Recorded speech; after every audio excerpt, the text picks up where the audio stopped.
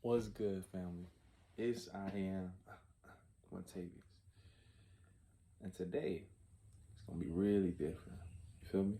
This is the first episode of Iamquantavius, yo. In this episode, it's going to be talking about rejection. Yeah. You ever seen Naruto? For all my fellow nerds. And if you don't, just listen, just relax. It might be relatable.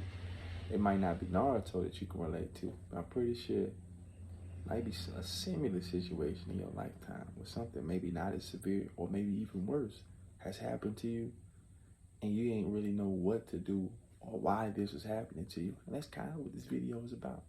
So relax, calm down, chill, take a break, get you some popcorn, and enjoy the show. Naruto is an anime, if y'all don't know what that is. And it's a really good anime, you know. God. Yeah. So Naruto is basically like about this little kid, you know, that is born in this village, and he has like this curse that's on him, or this unique thing about him that causes him to be rejected by his entire society, like his entire village. Like nobody wants to be around him, nobody wants to touch him, talk to him, because everybody thinks he's basically. Look at me! I've been through a lot already. I've been ignored, pushed away, and treated like I had the plague or something. A weirdo, some monster child that nobody wants anything to do with.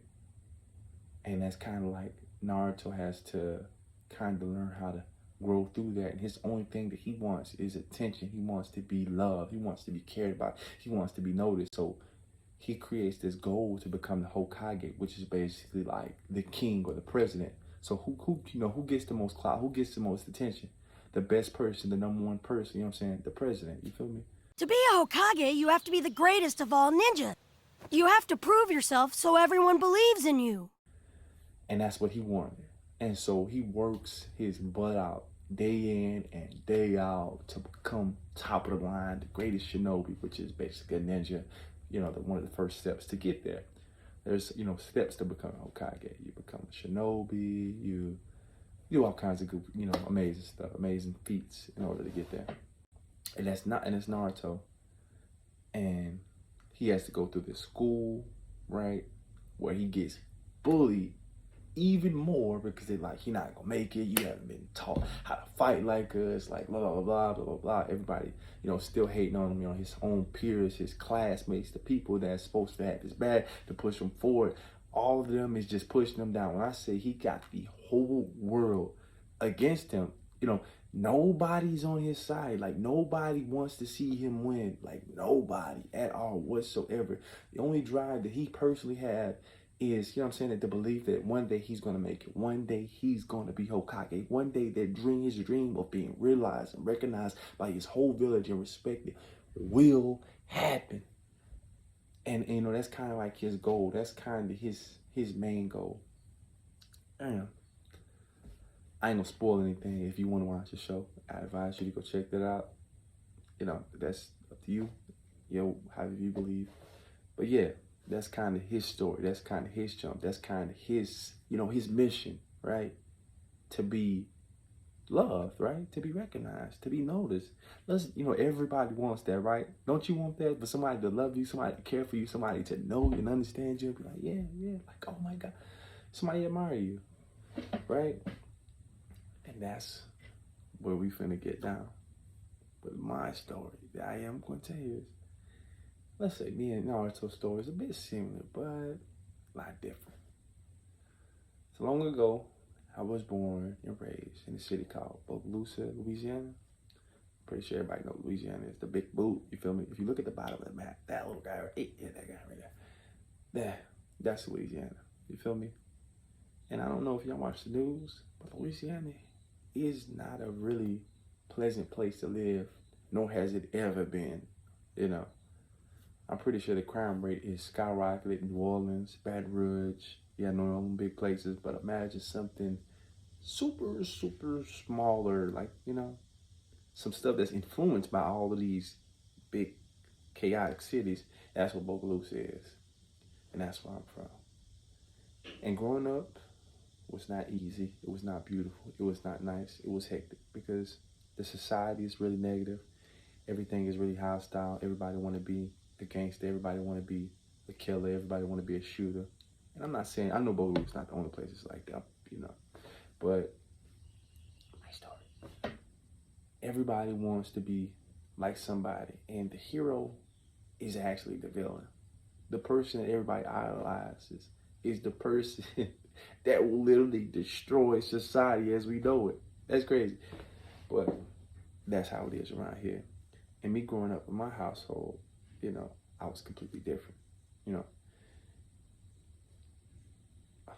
So first, my parents. Let's start with them. Let's start the creators besides God. These two people. My mom and dad were really young, right? They didn't really know what they was doing, right? They didn't know how to have a kid, you know.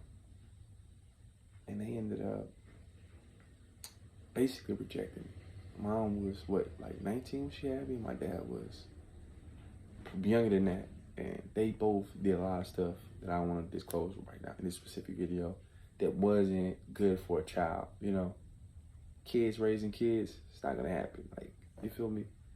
And one of the things that they would do a lot is neglect me. And they didn't even realize, like, they wouldn't give me the attention that I needed. And like, it was like I was dying for an attention. Like, I wanted to be loved. Like, I wanted these hugs, these kisses, this affection, this emotion, but they was always too busy doing their own thing. Dad was gone, you know.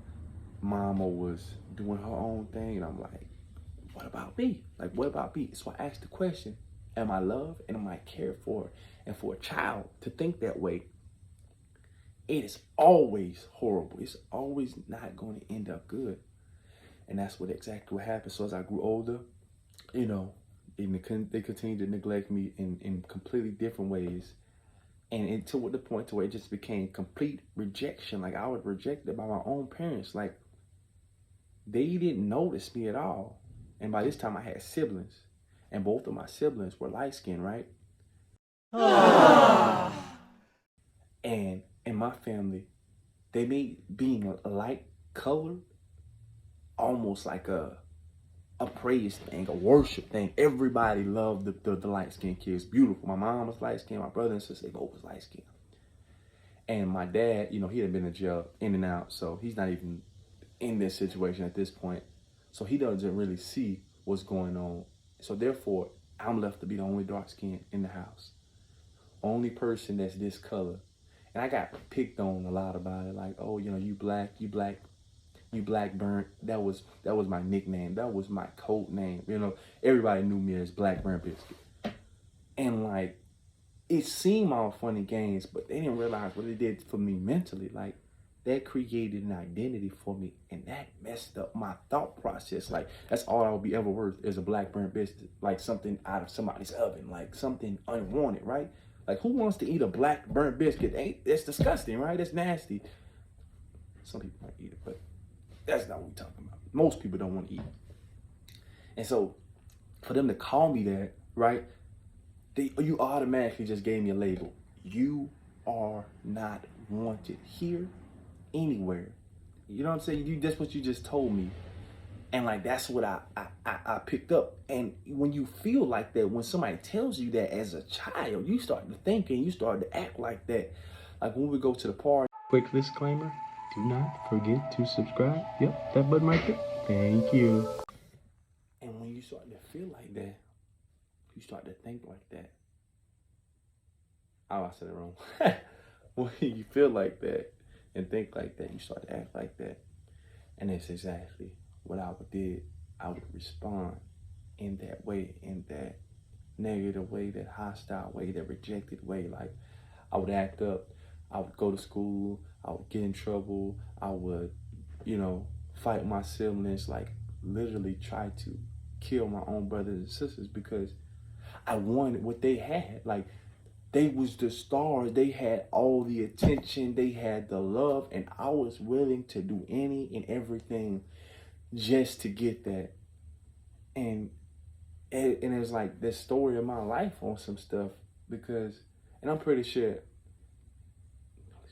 so like most people don't realize it, but this is one of the reasons why so many people do the things that they do. It's